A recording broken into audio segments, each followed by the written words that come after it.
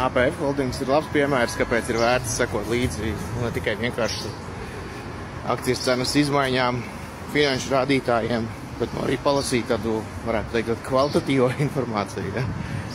APF holding gadījumā nesen nopublicēti ir akcionāru sapulces lēmumu projekti, valdes ziņojums. Tajos ļoti interesanti informācija atrodama.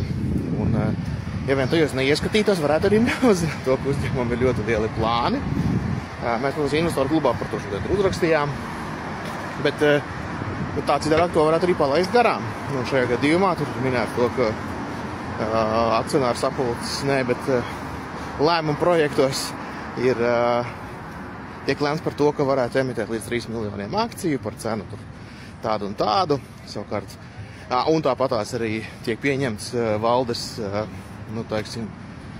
ieteikums, jeb ziņojumā to, ka plāni, ka varētu tikt veikts kāds darījums, un tiek noteikts pat summas, līdz kurām tur līdz pat 75 miljonu apmērā varētu notikt kāds pirkšanas, apvienošanās vai kāds tam līdzīgs darījums. Līdz ar to kaut kas liels nākotnē briest.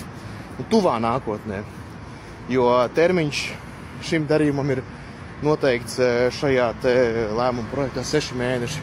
Attiecīgi, drīzumā kaut ko lielu gaidām. Bet tad vēlreiz ir vērts sekot līdzi ne tikai tā virspusē, bet tad, kad nāk šādas te lietas, ja mēs esam akcionāri, tad paskatīties, ko tur raksta valdes ziņojumā, kāda ir lēmuma projekti, jo tur sāk parādīties šāda te interesanta informācija.